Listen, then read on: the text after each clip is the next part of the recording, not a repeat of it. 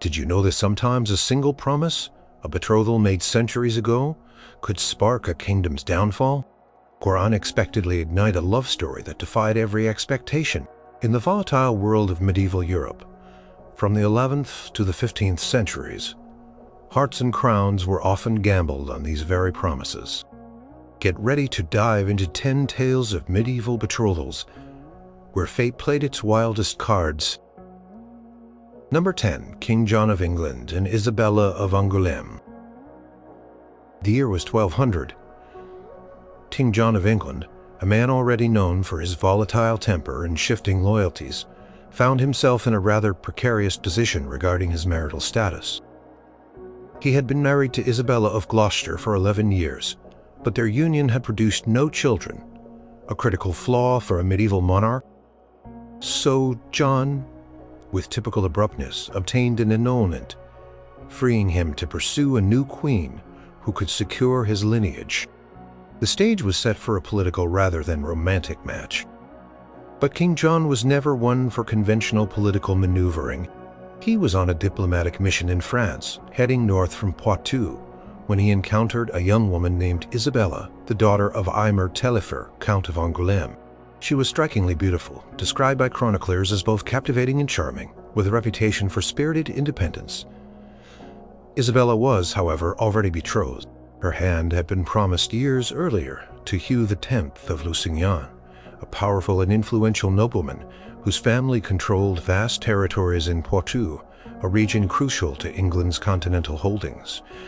The Lusignans were not a family to be trifled with, holding significant power in the very heart of the lands John claimed as his own. The betrothal between Isabella and Hugh of Lusignan was a standard arrangement of the era designed to consolidate power and secure alliances. Contracts had been signed, dowries discussed, and the families were prepared for the union. Hugh X, a man of considerable standing, certainly expected the marriage to proceed as planned. He had waited patiently for his young bride to come of age, anticipating the benefits this alliance would bring to his dynastic ambitions. King John, however, saw something in Isabella that transcended political niceties and established agreements. Perhaps it was genuine infatuation, or perhaps it was a calculated move to assert his dominance over the Lusignans by taking their promised bride. Whatever his true motivation, John acted with characteristic impulsiveness and disregard for consequence. He swept Isabella away, breaking her existing betrothal to Hugh X of Lusignan, and married her himself. In August 1200, at Angoulême Cathedral, the ceremony was rushed, and the implication enormous. The news of this audacious act sent shockwaves through the courts of France and England. Hugh X of Lusignan was understandably outraged. King John had not only insulted his family and violated a sacred promise, but he had also openly challenged the feudal hierarchy of the region. Hugh immediately appealed to John's overlord, King Philip II of France, demanding justice for the egregious slight. Philip, ever eager to exploit English Vombilides, was all too happy to intervene. For King John, this whirlwind marriage might have been an unexpected love match, or at least a powerful obsession. Isabella quickly bore him several children, including the future King Henry III, securing his dynasty and providing him with the heirs he desperately needed.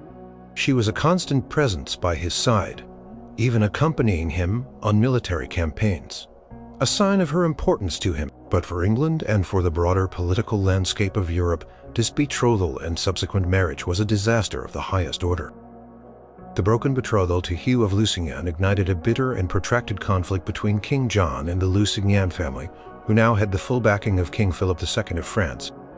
This dispute escalated rapidly, providing Philip with the perfect pretext to declare John's French lands forfeit. John, already facing discontent among his own barons, found himself embroiled in a full-scale war that he was ill-equipped to win. The loss of Normandy, Anjou, Maine, and Touraine to France in 1204 was a direct consequence of John's impulsive act. A catastrophic blow to the English crown's continental power and prestige. The animosity with the Lusignans did not end there. Isabella herself, upon John's death in 1216, returned to her family's lands and eventually married Hugh X of Lusignan, the very man she had been betrothed to before. John intervened. This later marriage, a sort of historical irony, continued the cycle of Lusignan resentment towards the English, influencing Anglo-French relations for decades to come. So, while King John and Isabella's union did produce the necessary heirs for the English throne, it came at a terrible price. The impulsive, almost reckless way John took his bride alienated powerful nobles, provoked a powerful French king, and ultimately led to the loss of vast English territories in France. What might have been an unexpected love for a difficult king set in motion a chain of events that culminated in deep resentment, leading directly to the baronial rebellion and the sealing of Magna Carta in 1215. The personal desire of a king, expressed through a broken betrothal, had devastating consequences for his realm. Number 9. Joanna of Navarre and Henry IV of England. The late 14th century was a turbulent time, filled with political intrigue and shifting alliances. Joanna of Navarre was a woman of strength and political acumen, born into a royal family that straddled the complex relationship between France and England. She was the daughter of King Charles II of Navarre, known as Charles the Bad, and Joan of France. At a young age, in 1386, she was married to John IV, Duke of Brittany, a powerful and independent ruler. Their marriage was a successful one, marked by mutual respect and a shared commitment to the stability of Brittany. They had 9 children, and Joanna proved herself a capable duchess, often acting as regent when her husband was absent. However, in 1399, Duke John IV passed away, leaving Joanna a widow with young children and a duchy to protect. Her position was precarious. Brittany was a fiercely independent region, but it was constantly caught between the competing ambitions of England and France. Joanna, now 32, faced the immense challenge of ensuring the future of her children and the continued autonomy of her lands. It was in this vulnerable but strong position that she caught the attention of another widowed monarch. Henry Bolingbroke, soon to be King Henry IV of England, had a very different path to widowhood. He had been married to Mary de Bohun for 13 years, a union that had been genuinely affectionate and fruitful, producing 6 children, including the future Henry V. However, Mary had died in 1394, leaving Henry a widower who had just undertaken an extraordinary journey. In 1399, he famously returned from exile, deposed his cousin King Richard II, and seized the English throne.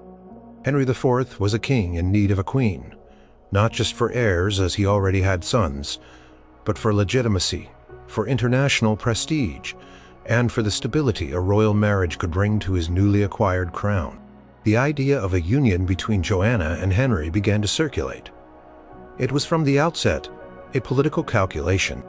Joanna needed powerful allies to safeguard Brittany from French encroachment, and Henry needed a respected queen from a royal lineage to bolster his claim to the English throne. Joanna was known for her intelligence and her experience in governing qualities that made her an attractive prospect for a king. Establishing a new dynasty, negotiations began, carefully conducted by ambassadors and envoys. Letters exchanged between the 2 future spouses reveal in initial formality a reflection of the political nature of their impending union. The betrothal was formalized by proxy in April 1402 with ceremonies held simultaneously in England and Brittany. Joanna, however, faced considerable opposition from the Breton nobility, who feared that her marriage to the King of England would compromise Brittany's independence and draw the duchy into England's wars with France. Despite these concerns, Joanna, with characteristic determination, decided to proceed. In January 1403, she sailed from Brittany, accompanied by her younger children and a large retinue bound for England. Crossing was perilous, marked by storms, but she arrived safely in Falmouth. Their marriage took place on February 7, 1403, at Winchester Cathedral. It was a grand affair designed to project royal power and stability. Despite the political motivations that underpinned their union, a surprising connection began to develop between Joanna and Henry. Chroniclers of the time suggest that the initially formal relationship evolved into genuine affection and companionship. Joanna proved to be a sportive and capable queen, a true partner to Henry as he navigated the challenges of a usurped throne, including rebellions and financial difficulties. Henry IV, who had endured a tumultuous rise to power, found solace and counsel in Joanna. She was known to be a calm and steady presence, qualities that were undoubtedly valuable to a king facing constant threats. The fact that she was a seasoned and experienced royal consort, having governed Brittany for years, meant she brought a wealth of practical knowledge to her role. She also provided a stepmother's care to Henry's children, most notably the future Henry V, who developed a respectful relationship with her. While their marriage did not produce any more children, it was a successful partnership. Joanna skillfully managed the royal household, participated in court life, and even served as regent of England on several occasions when Henry was absent or unwell, a testament to the trust he placed in her abilities. Her presence at court brought a degree of continental sophistication and bolstered Henry's standing among European monarchs. However, their unexpected love story was not without its shadows. Henry IV suffered from a debilitating illness in his later years, which undoubtedly put a strain on the royal couple. After Henry's death in 1413, Joanna's position became increasingly vulnerable. Her stepson, Henry V, initially treated her with respect. But in 1419, accusations of witchcraft and treason were leveled against her, largely orchestrated by Henry V's advisors, who sought to seize her wealth and influence. She was imprisoned for several years, her lands and property confiscated. Despite these later misfortunes, the period of her marriage to Henry IV stands as a testament to an unexpected love. They found companionship and mutual support in a union that was initially purely political. Joanna of Navarre and Henry IV of England demonstrated that even in an era dominated by arranged marriages, a king and queen could forge a bond based on respect, partnership, and genuine affection. Number 8. Isabella of France and Edward II of England. The early 14th century saw the forging of a union meant to bring peace between two powerful kingdoms. Isabella of France, born around 1295, was the daughter of the formidable King Philip IV of France, known as Philip the Fair. She was considered a great beauty, often referred to as Isabella the Fair, and her lineage was impeccable, connecting her directly to the most powerful royal house in Europe. Her betrothal to Edward, Prince of Wales, was meticulously arranged, a diplomatic masterpiece designed to cement a fragile peace treaty between England and France, particularly concerning England's remaining territories in Aquitaine. Edward, born in 1284, was the son of the stern and imposing King Edward I of England, known as Longshanks. Edward II, as he would become, was already showing signs of a character ill-suited to the demands of medieval kingship. He was known for his fondness for low-born companions, his lack of interest in warfare, and a general disinclination for the serious business of governance, much to the exasperation of his father and the English nobility. Despite these early warning signs, the betrothal proceeded, driven by the gilded necessity of the Anglo-French peace. The marriage took place in January 1308 at Boulogne-sur-Mer in France, just a year after Edward had ascended to the English throne, following his father's death. Isabella was only about 12 years old, while Edward was 23. It was a lavish affair, attended by the great magnates of both kingdoms, symbolizing the hope for a new era of friendship between England and France. Isabella brought a substantial dowry, and her French connections were seen as a valuable asset for the English crown. From the very beginning, however, the marriage showed signs of strain. Edward's immediate focus was not on his young bride, but on his favorite companion, Piers Gaveston. Gaveston, a monastic but arrogant Gascon knight, had been exiled by Edward I, but was immediately recalled by Edward II. Upon his accession, Edward lavished Gaveston with titles, wealth, and power, openly prioritizing his company over that of his new queen and his disgruntled nobility. Isabella was not just neglected. She was publicly humiliated. At their wedding feast, Edward reportedly ignored Isabella to lavish attention on Gaveston. Chronicles of the time describe how Gaveston wore the queen's jewels. Further enraging the young Isabella and the English court, Isabella, despite her youth, was shrewd and proud. She quickly came to resent Gaveston and the immense influence he wielded over her husband. She tried at first to adapt to navigate the complexities of her new court. She bore Edward 4 children, including the future Edward III, fulfilling her primary duty as queen and ensuring the succession. But the king's blatant favoritism and his growing political incompetence created a chasm between them. The English barons, led by powerful figures like Thomas, Earl of Lancaster, also deeply resented Gaveston and Edward's mismanagement. Their discontent often found an unlikely ally in the increasingly frustrated Queen Isabella. Conflict over, Gaveston escalated, leading to his eventual capture and execution by the barons in 1312. While this brought a temporary respite, Edward soon replaced Gaveston with a new favorite, Hugh Despenser the Younger, and his father, Hugh Despenser the Elder. The Despensers proved even more avaricious and controlling than Gaveston, further alienating the nobility and completely dominating the king. Isabella found herself increasingly isolated, her dower lands confiscated by the Despensers, her pleas to her husband ignored. By the mid-1320s, the marriage was utterly broken, and Isabella's loyalty to her husband had completely evaporated. She was convinced that the Despensers were destroying the kingdom, and that Edward was incapable of ruling. In 1325, a critical opportunity arose. Her brother Charles IV of France demanded Edward pay homage for his remaining French territories. Edward, unwilling to leave England for fear of his barons, sent Isabella as his envoy. This was a fateful decision. Once in France, Isabella refused to return to England unless Edward dismissed the Despensers. She was joined by her eldest son, Prince Edward, who had also been sent to France. More significantly, she formed an alliance with Roger Mortimer, a powerful English baron who had fled Edward II's wrath. Their relationship, initially political, soon became personal, with Mortimer becoming her lover.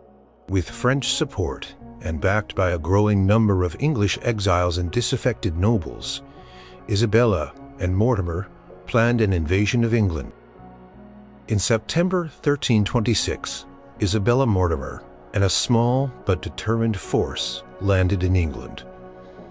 The invasion was remarkably successful. Edward II, abandoned by most of his supporters, fled and was soon captured. The Despensers were brutally executed. In January 1327, Edward II was formally deposed, largely at Isabella's instigation, and his young son was crowned King Edward III. Edward II was later imprisoned and almost certainly murdered, likely on Mortimer's orders, in September 1327. The betrothal of Isabella of France and Edward II of England began with high hopes for peace and alliance, but it ended in absolute disaster. Isabella, neglected and abused, transformed from a young queen into a ruthless political player, earning her the chilling nickname, She-Wolf of France. The marriage's complete breakdown led directly to the deposition and probable regicide of a king, ushering in a tumultuous period of regency. Under Isabella and Mortimer, it stands as a chilling example of how a royal union, when devoid of respect and burdened by grave personal failings, could rip apart a kingdom and unleash unimaginable tragedy. Number 7. Matilda of England and Henry V, Holy Roman Emperor, Geoffrey V of Anjou. The story of Empress Matilda is one of immense political ambition, personal struggle, and the relentless pursuit of a crown. Born in 1102, Matilda was the daughter of King Henry I of England, the youngest son of William the Conqueror. Henry I was a shrewd and capable ruler, but his desire for a secure succession for his dynasty would lead him down a path of daring political moves. Matilda's first betrothal was extraordinary for its time. At the tender age of 8, in 1110, she was formally betrothed to Henry V, the Holy Roman Emperor. The Holy Roman Empire was the most prestigious political entity in Europe, a sprawling realm stretching across Germany and northern Italy, a direct successor to the Empire of Charlemagne. This union was a spectacular diplomatic coup for Henry I, elevating his daughter to a status almost unparalleled in Europe. The marriage ceremony itself took place in 1114 when Matilda was just 12, at Mainz, a grand affair that underscored the immense power wielded by her husband. For over a decade, Matilda lived as empress in the Holy Roman Empire, learning the intricacies of continental politics and the demands of ruling a vast, often turbulent realm.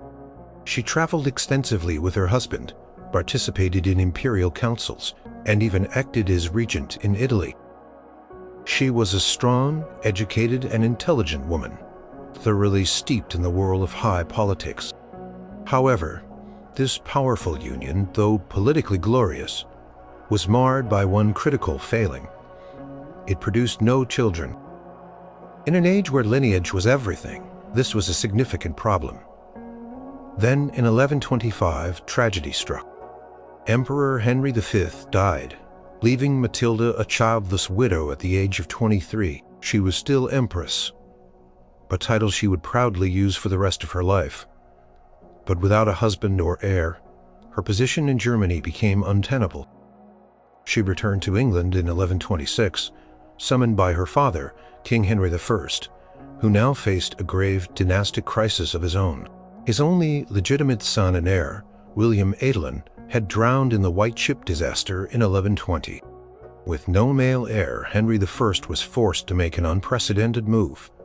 He named his daughter, the formidable Empress Matilda, as his successor to the English throne. He compelled his barons to swear an oath to accept her as their future queen. But securing the English throne was one thing. Producing an heir to perpetuate the dynasty was another. Henry I, determined to strengthen Matilda's claim and ensure a male successor, arranged her second betrothal. His choice of groom was highly controversial. Geoffrey Plantagenet, Count of Anjou. The Angevin counts were ambitious, powerful, and historical rivals of the Norman rulers of England. Anjou itself was a region adjacent to Normandy, and the union was intended to secure a strategic alliance that would protect Normandy from Angevin aggression.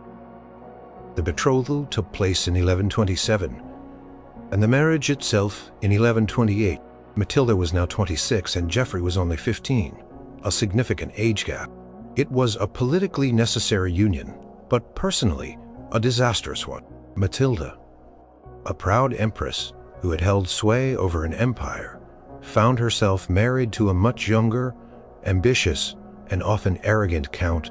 Their relationship was notoriously volatile, marked by constant arguments and power struggles. Chroniclers reported fierce disagreements and mutual dislike. Matilda reportedly found Geoffrey uncouth and lacking in the dignity she expected from a husband of her status. Geoffrey, in turn, resented her imperial airs and superior attitude. Despite the personal friction, their union proved unexpectedly fruitful in the most crucial way. It produced heirs. Matilda gave birth to 3 sons, the eldest being Henry, born in 1133, who would later become the powerful King Henry II of England and the founder of the Plantagenet dynasty. This was the true, unexpected success of the marriage, laying the foundation for future English kings. However, the political implications of this union were also disastrous in the short term. When Henry I died in 1135, many of the English barons, despite their oath, were unwilling to accept a female ruler, especially one married to their traditional Angevin enemies. Stephen of Blois, Henry I's nephew, seized the throne, sparking a devastating civil war known as the Anarchy. For nearly 2 decades, England was plunged into chaos, with Matilda and Stephen battling fiercely for control. Matilda, though never formally crowned Queen of England, fought relentlessly for her birthright. Her time as Empress had imbued her with a fierce determination and an understanding of power. She was a formidable military and political leader, inspiring her supporters to endure years of brutal conflict. Her marriage to Geoffrey, despite its personal acrimony, provided her with the crucial support of Angevin forces and, more importantly, a legitimate male heir in her son Henry. Ultimately, Matilda never secured the crown for herself, but her tenacious fight and her political marriage to Geoffrey ensured that her son Henry was recognized as Stephen's successor. The Treaty of Winchester in 1153 formally recognized Henry as the heir. When Stephen died in 1154, Henry ascended the throne. As King Henry II, unifying England with the vast Angevin territories on the continent, creating the Angevin Empire. The betrothals of Empress Matilda illustrate the complex interplay of personal and political destiny in the medieval world. Her first betrothal to Emperor Henry V was a glorious but ultimately childless union. Her second, a deeply unhappily personal union with Geoffrey of Anjou, nevertheless proved to be an unexpected success for the future of the English monarchy, providing the crucial male heir and the foundation for a new dynasty. The cost was a brutal civil war, but from that disaster emerged one of England's most powerful and influential royal lines. Number 6. Philippa of Hainault and Edward III of England. In the early 14th century, the politics of royal marriage were rarely about personal affection. They were about alliances, land, and power. So when the young Edward III of England was betrothed to Philippa of Hainault, it was simply another calculated move in the intricate game of medieval diplomacy. Born in 1314, Philippa was the daughter of William I, Count of Hainault, Holland and Zeeland. Her family, while not of the highest European royal rank, was strategically important, controlling vital territories that bordered France and lay close to England. Edward, born in 1312, was still a boy when he first met Philippa. In 1326, he had accompanied his mother, Queen Isabella, to Hainault. Isabella, fleeing her disastrous marriage to Edward II and seeking allies against the Despensers, was raising an invasion force. A key component of her plan was securing naval support from Count William, and the betrothal of his daughter, Philippa, to her son Edward was the price. Edward himself was young, perhaps too young to grasp the full implications, but he reportedly took a liking to Philippa during their brief meeting. Contemporary accounts describe Philippa as pleasant-mannered and engaging, though not beautiful by conventional standards. The betrothal was finalized as part of the treaty that secured Count William's support for Isabella's invasion. It was a purely political arrangement designed to provide ships and soldiers for the English cause. Isabella, with Roger Mortimer, successfully invaded England, deposed Edward II, and had their young son crowned King Edward III in January 1327. With a new king on the throne, the marriage to Philippa became a priority to fulfill the alliance. Philippa arrived in England in December 1327, ready for her royal wedding. Their marriage took place at York Minster on January 24, 1328. Edward was just 15, Philippa 13. At this point, the young king was still largely under the thumb of his mother, Isabella, and her lover, Roger Mortimer. The early years of their marriage were defined by this political shadow. However, as Edward matured and asserted his own authority, famously overthrowing Mortimer in 1330 and taking full control of his kingdom, his relationship with Philippa also began to blossom. What started as a purely political match remarkably evolved into a deep and enduring love. Philippa was not just a queen who produced heirs. She was a true partner to Edward. She was known for her kindness, her diplomatic skills, and her unwavering loyalty. Unlike many royal consorts, she did not meddle in politics for personal gain, but actively supported her husband's ambitions and shared his vision for England. Over their long marriage, Philippa gave birth to an astonishing 14 children, 10 of whom survived to adulthood. This was an immense success for a medieval royal couple, securing the succession and creating a large, cohesive royal family that would play crucial roles in English and European history.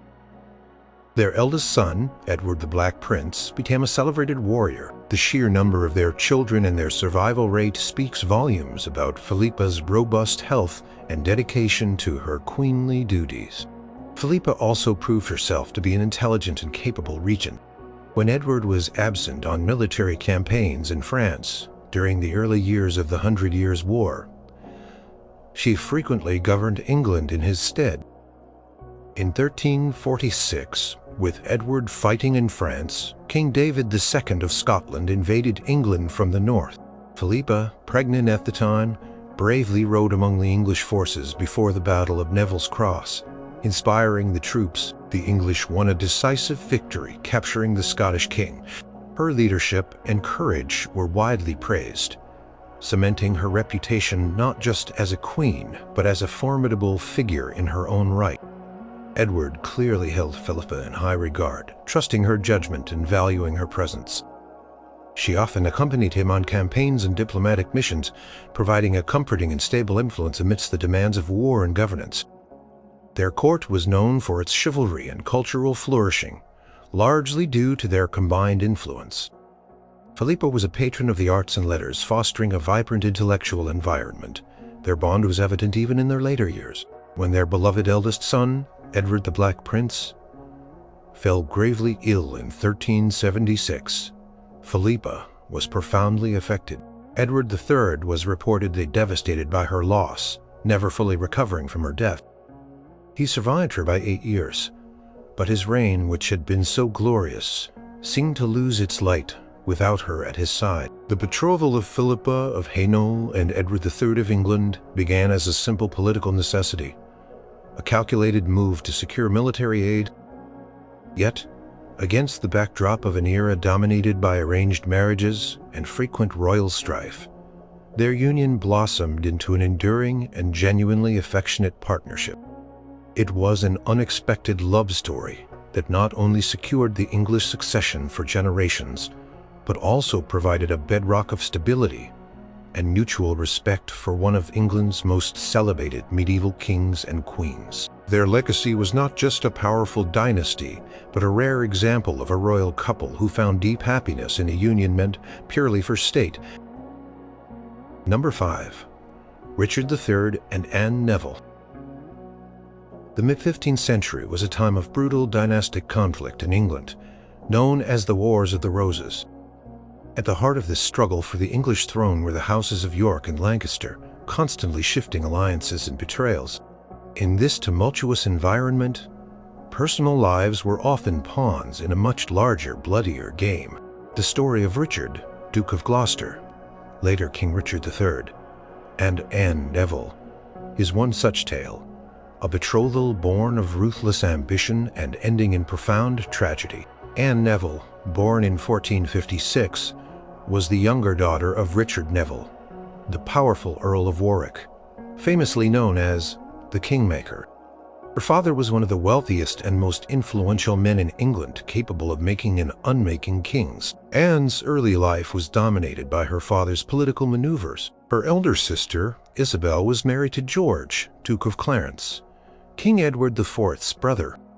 Richard, Duke of Gloucester, born in 1452, was the youngest surviving brother of King Edward IV. He was a loyal and capable supporter of his brother, a skilled military commander, and a man of ambition. As a young man, he was closely associated with Warwick, spending time at his castles. It was during these years that he likely knew Anne Neville, who was a ward of Warwick.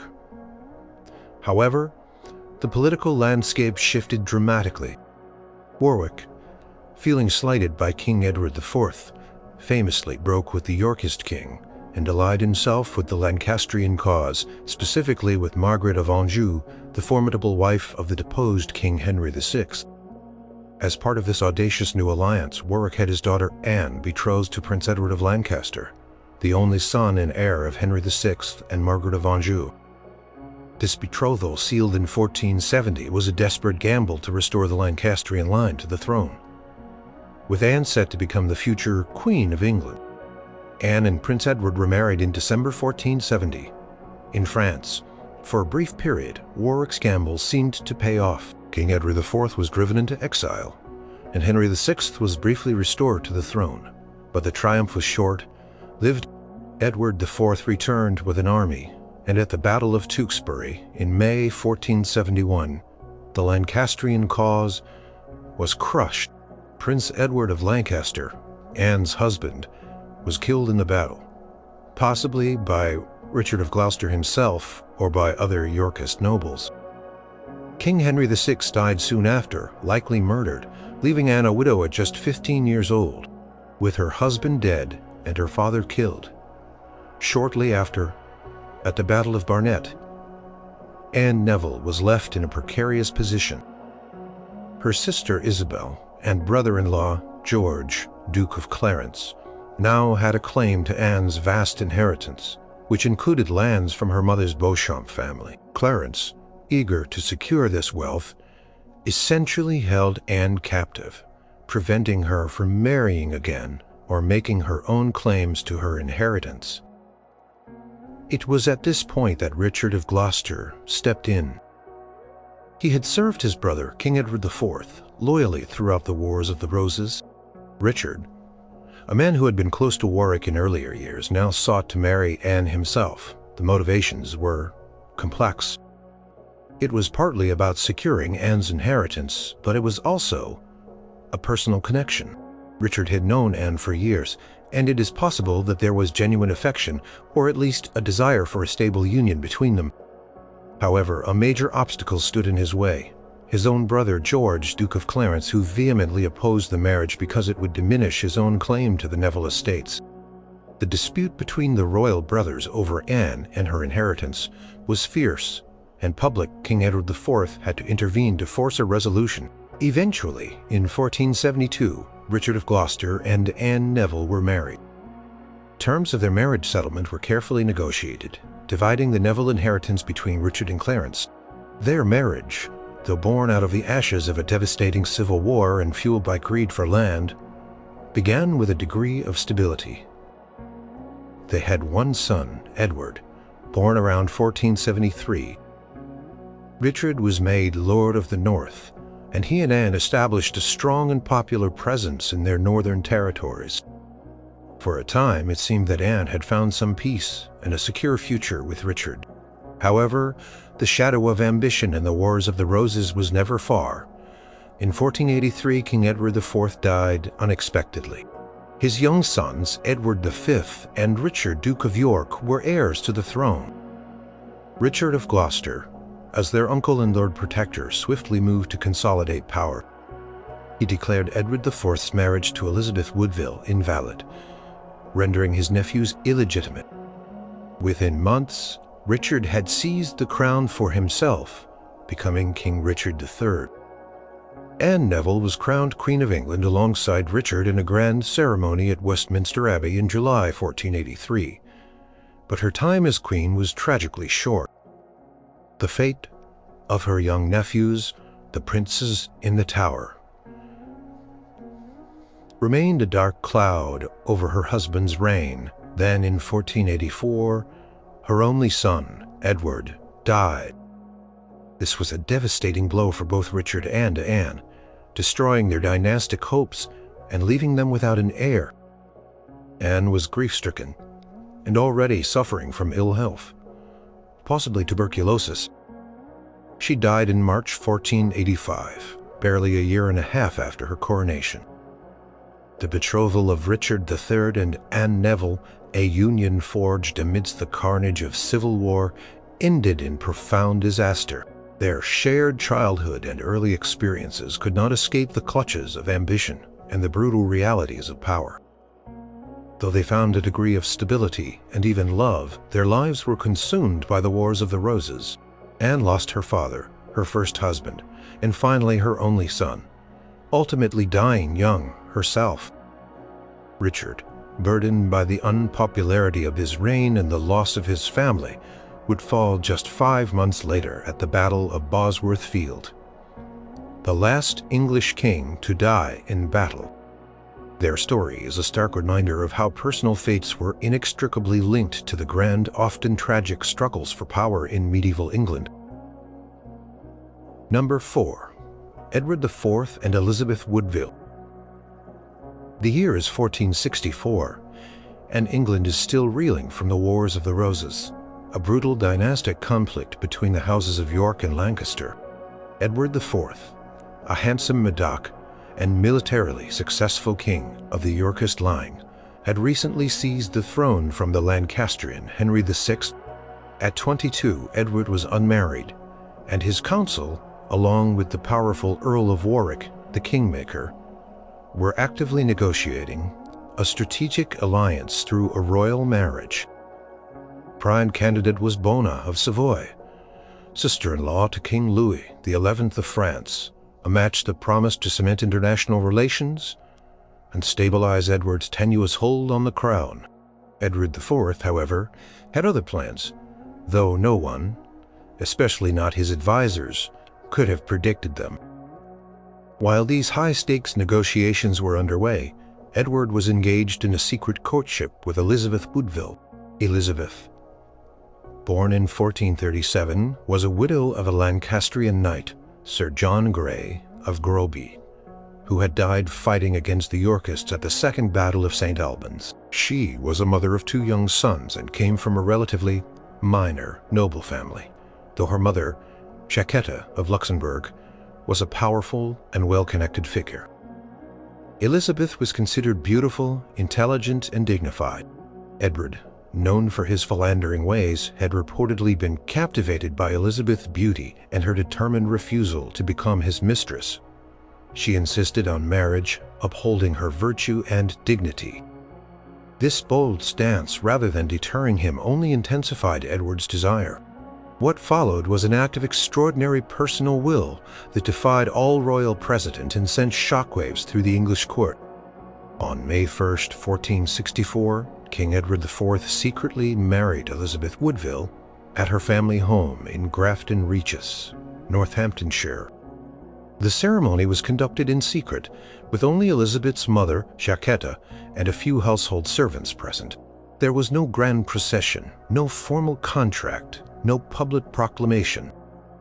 This was a private union conducted outside the norms of royal marriages, which were almost always public, politically sanctioned affairs. For several months, the marriage remained a closely guarded secret. The court, the council, and especially the Earl of Warwick continued to operate under the assumption that negotiations for the French alliance were progressing, and Edward would marry Bona of Savoy. Warwick, who had invested considerable diplomatic effort in the French match, was arranging for Edward to meet Bona in France. The revelation of the secret marriage came as a bombshell. In September 1464, Edward finally made the shocking announcement to his astonished council. The news was met with disbelief, then outrage. The Earl of Warwick was furious. He had been publicly humiliated, his diplomatic efforts rendered pointless, and his authority undermined. The marriage was not just an unexpected love story. It was a deeply unconventional and politically disastrous choice in the eyes of his most powerful supporters. Elizabeth Woodville was not seen as a suitable queen. Her family, the Woodvilles, while respectable, were not of the traditional high nobility.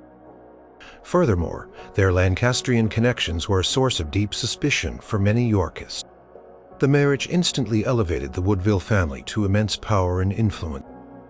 Edward, doting on his new wife and her relatives, showered them with titles, lands, and prestigious marriages. This rapid rise of the Woodvilles, at the expense of the established nobility, fueled resentment and jealousy among the old aristocratic families, particularly Warwick and his allies.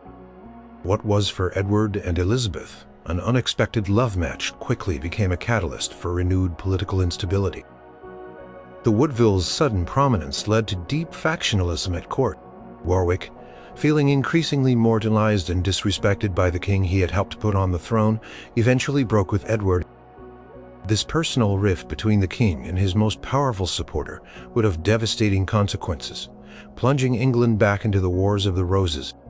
Warwick, allied with Edward's disaffected brother George, Duke of Clarence, launched rebellions against the king. At one point, Edward IV was even briefly imprisoned, and Henry VI was restored to the throne for a short period.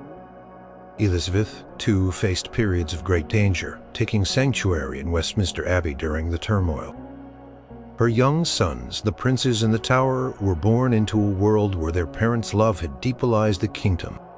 Despite the political fallout, Edward and Elizabeth's marriage was, by all accounts, a passionate and productive one. They had 10 children together, including 2 sons who would become the famous princes in the Tower, and several daughters whose marriages would be crucial to the eventual resolution of the Wars of the Roses. Elizabeth was a devoted wife and mother, fiercely protective of her children. Edward, despite his earlier reputation, remained largely faithful to Elizabeth, once married, a testament to their bond. The unexpected love story of Edward IV and Elizabeth Woodville was a romantic defiance of convention, but it came at a monumental cost. Their secret marriage sparked deep divisions within the Yorkist party, alienated powerful magnates, and ultimately contributed directly to the renewal and intensification of the Wars of the Roses. It was a union that proved love could conquer all, even royal expectations. But in the brutal world of 15th century politics, such a triumph often led to unforeseen and tragic consequences for the kingdom. Number 3. Mary, Queen of Scots, and Francis II of France. Born in December 1542, Mary Stuart was Queen of Scotland from only 6 days old, a queen by birthright. Her early life was shaped by political machinations to secure alliances for Scotland and protect her from the ambitions of England's King Henry VIII.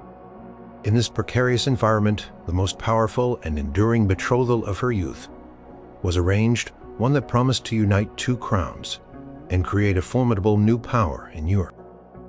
The alliance was with France, Scotland's traditional ally against England, often called the All Alliance. In 1548, at the age of 5, Mary was sent to France to be raised at the French court of King Henry II. Her primary purpose was to marry the Dauphin, Francis, the eldest son and heir of the French king. This betrothal was a monumental agreement. It ensured French protection for Scotland and offered France the tantalizing prospect of eventually incorporating Scotland into its vast dominion, effectively encircling England. Francis, born in 1544, was 2 years younger than Mary. He was a frail and sickly boy, prone to illnesses and notably shorter than Mary. He had a timid disposition, in stark contrast to Mary's vibrant and outgoing personality. Despite their physical differences and the clear political motivations behind their union, the 2 children reportedly developed a genuine fondness for each other during their years growing up together at the French court. Mary, fluent in French and immersed in French culture, thrived in her new environment, becoming an accomplished and charming young woman. Francis, though weak, was devoted to her. Their betrothal, carefully cultivated for a decade, culminated in their marriage on April 24, 1558, at Notre Dame Cathedral in Paris. It was a truly magnificent ceremony, a dazzling display of power, wealth, and dynastic ambition. Mary, dressed in a gown of white satin, embroidered with gold and silver, looked every inch the future Queen of France and Scotland. The union was publicly celebrated with immense pomp, signifying the strength of the Franco-Scottish alliance and the promise of a powerful future dynasty. For a brief, glorious period, Mary's life seemed almost perfect. She was Queen of Scotland, beloved by her husband and deeply admired at the French court. Then in July 1559, King Henry II died suddenly from a jousting accident. This meant that Mary's husband Francis became King Francis II of France, and Mary became Queen Consort of France. In addition to being Queen of Scotland, her status reached its zenith. For the first time in history, the same woman was Queen of Scotland and Queen of France. At this point, the young couple even laid claim to the English throne, as Mary was a great-granddaughter of King Henry VII of England, and considered by many Catholics to be the rightful heir over the Protestant Queen Elizabeth I. The hopes placed on this young royal couple were immense. The future of France, Scotland, and potentially England seemed to rest on their shoulders. However, their reign was tragically short. Lived Francis, always frail, suffered from chronic ill health. In December 1560, just 17 months after becoming King Francis II, died from an ear infection that led to a brain abscess. He was only 16 years old. Francis's sudden death plunged Mary into immediate and profound grief. She had lost not only her husband, but also her cherished companion and the source of her immense power and prestige in France. At 18, she was a childless widow. The French court, now dominated by her mother-in-law Catherine de' Medici, quickly lost its charm for Mary. Her position as Queen of France was gone. The death of Francis was an absolute disaster for Mary. It shattered her personal happiness and completely reconfigured her political standing. Her claim to the French throne was extinguished. With no husband to anchor her in France and no clear role at the French court, Mary was compelled to return to Scotland in 1561. A nation she had barely known since childhood, now a fiercely Protestant country. Under the influence of John Knox, her return to Scotland marked the beginning of a tragic downward spiral. Without the power and protection of the French crown, Mary found herself isolated and vulnerable in a kingdom rife with religious and political factionalism. Her subsequent marriages, first to the unstable Lord Darnley, and then to the controversial Earl of Bothwell, proved disastrous, leading to rebellion, her forced abdication, and ultimately her imprisonment and execution by Queen Elizabeth I of England. The betrothal of Mary, Queen of Scots, and Francis II of France promised a glorious future, a union of crowns that held immense political potential. For a brief period, it delivered on that promise, placing Mary at the apex of European power. But the unexpected and early death of Francis shattered that dream, proving to be an unmitigated disaster that stripped Mary of her power and protection, sending her down a path that led directly to her personal ruin and eventual tragic demise. Number 2. Catherine of Aragon and Arthur, Prince of Wales, Henry VIII. The late 15th century saw the emergence of a new dynastic power in England, the Tudors. King Henry VII, having won the throne at the Battle of Bosworth Field, was eager to secure his dynasty through strategic alliances. His eldest son, Arthur, Prince of Wales, was the linchpin of his plans. Born in 1486, Arthur was raised with the full weight of the future English monarchy on his young shoulders, groomed to embody the perfect Renaissance prince. His betrothal, set in 1489 when he was just 3 years old, was a grand diplomatic coup. To Catherine of Aragon, the youngest daughter of the powerful Catholic monarchs, King Ferdinand II of Aragon and Queen Isabella I of Castile. Spain was at the height of its power, a rising global force, and this alliance promised to legitimize the Tudor dynasty on the European stage and secure England's southern flank against the growing power of France. Catherine, born in 1485, was raised in the rigorous court of her parents, a center of fervent Catholicism and intellectual pursuit. She was well educated, intelligent, and deeply pious. Her destiny, from childhood, was to be Queen of England. Years of meticulous negotiations, treaty revisions, and dowry payments defined the long betrothal period. The Spanish monarchs insisted on stringent conditions to ensure their daughter's safety and status, including the requirement that she marry the future King of England. Finally, in November 1501, Catherine arrived in England, a spirited and regal princess of 16. Her marriage to Arthur, Prince of Wales, also 16, took place at St. Paul's Cathedral in London. It was a magnificent spectacle, celebrated with lavish banquets, jousts, and pageants, designed to symbolize the union of two great European powers. The young couple, who had been corresponding for years, settled into their marital home at Ludlow Castle in the Welsh Marches, the traditional seat for the Prince of Wales. However, their union was tragically brief. Within months of their marriage, in April 1502, both Arthur and Catherine fell ill with a mysterious sweating sickness. Possibly influenza. Catherine recovered, but Arthur, fragile and less robust, succumbed to the illness and died. He was just 15 years old. This sudden death was an immense blow, a personal tragedy for Catherine and a profound dynastic disaster for Henry VII. Catherine, now a childless widow at 17, was left in a precarious position. Her dowry, half paid, was still owed and her future was uncertain. Henry VII, ever the pragmatist, did not want to lose the Spanish alliance, nor did he want to return the dowry. A solution was proposed. Catherine would marry Arthur's younger brother Henry, Duke of York, now the new heir to the throne. This second betrothal, however, was fraught with complications. Ecclesiastical law, based on biblical prescription, forbade a man from marrying his deceased brother's wife. To circumvent this, a papal dispensation was required, arguing that the marriage between Arthur and Catherine had never been consummated, thus making it permissible for Henry to marry her. Catherine affirmed under oath that her marriage to Arthur had been unconsummated. Pope Julius II granted the dispensation in 1503. Despite the dispensation, the second betrothal was delayed. King Henry VII, ever cautious, had second thoughts, and Henry the young groom even protested against the marriage in 1505 as a legal formality. It was only upon Henry VII's death in 1509 that his son, now King Henry VIII, decided to proceed.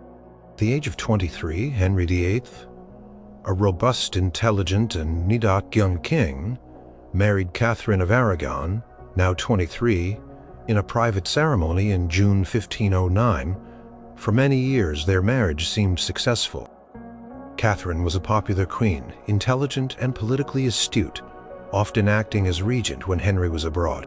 She bore him several children, but tragically, only one survived to adulthood, their daughter, Mary, born in 1516. The lack of a male heir became an increasing source of anxiety for Henry VIII, who desperately desired a son to secure the Tudor dynasty and prevent a return to the dynastic chaos of the Wars of the Roses.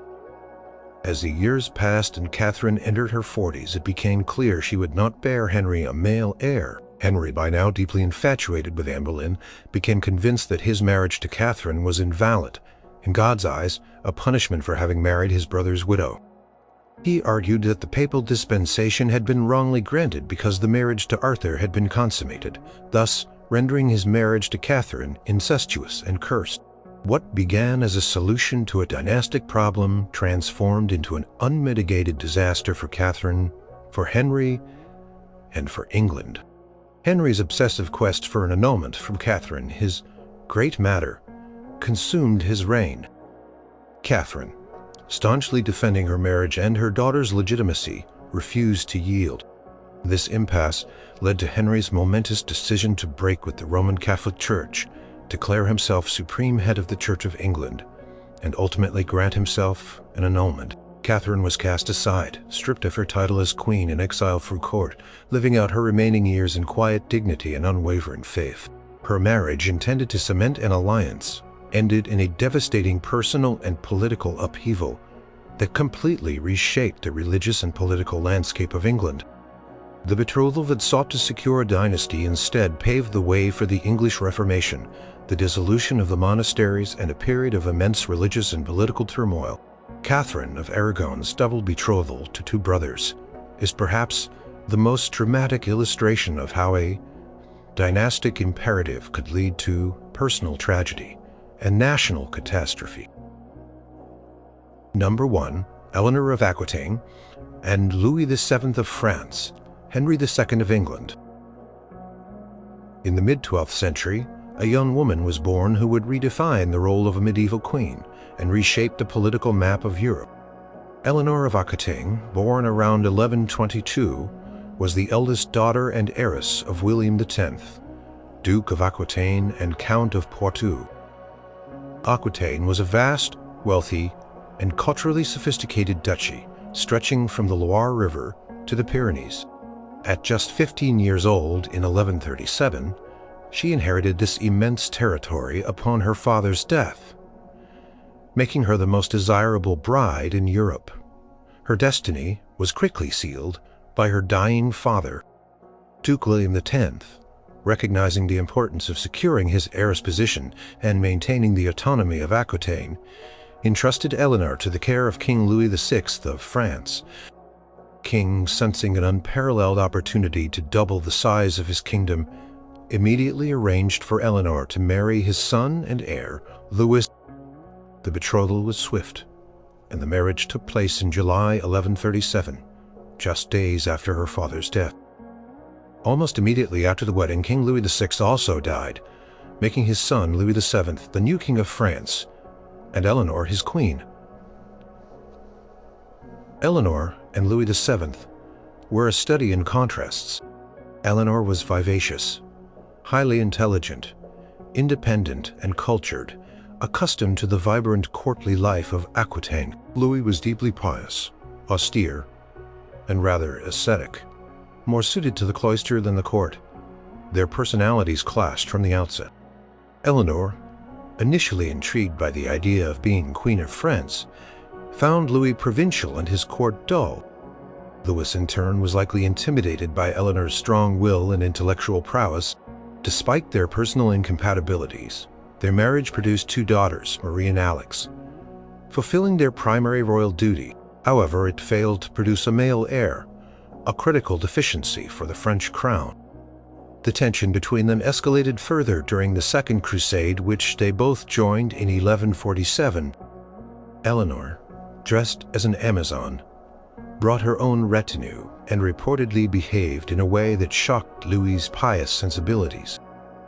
Rumors of her alleged infidelity with her uncle Raymond of Poitiers, Prince of Antioch, circulated widely, though they were likely exaggerated by political rivals. Upon their return from the crusade, the marriage was irreparably strained. Louis, increasingly exasperated by Eleanor's independence and the lack of a male heir, sought an annulment.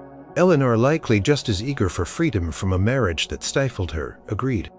In March 1152, after 15 years of marriage, their union was formally annulled on the grounds of consanguinity, blood relationship, a common medieval pretext when a marriage proved politically or personally inconvenient.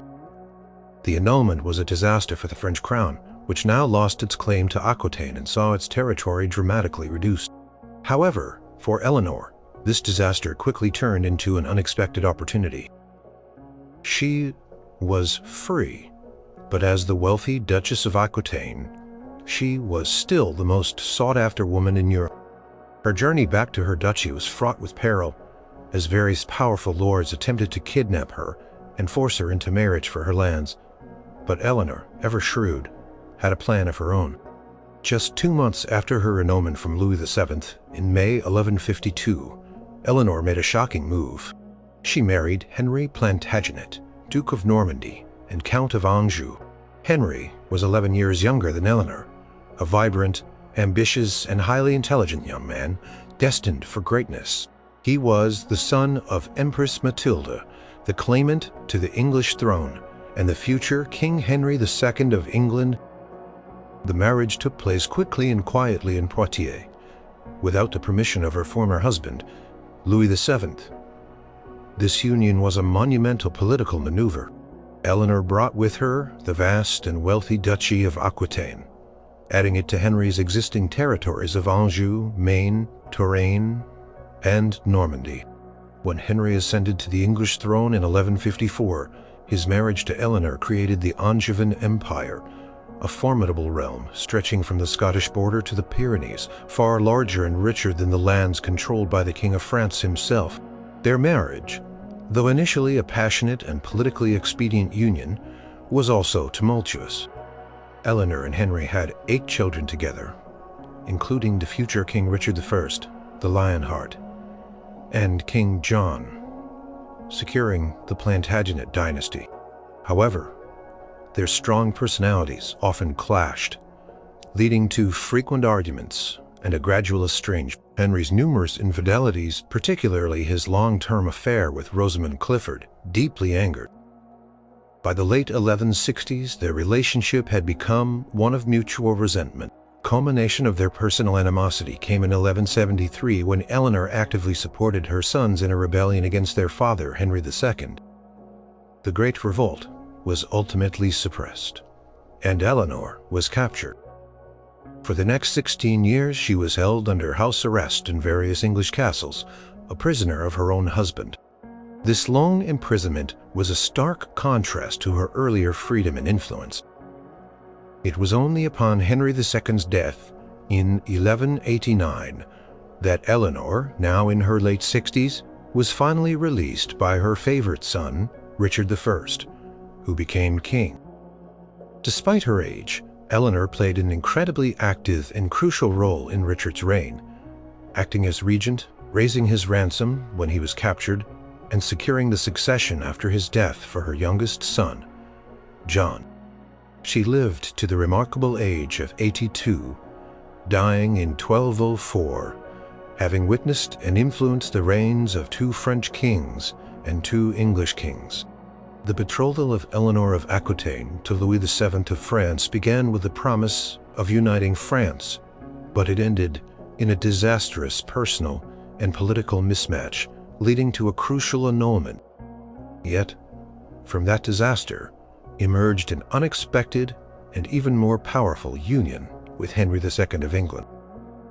This second marriage, though personally volatile and leading to her long imprisonment, created an empire, secured a dynasty, and made Eleanor one of the most influential women in European history. Her story stands as a testament to how even the most catastrophic of betrothals can pave the way for an even grander, albeit tempestuous, destiny.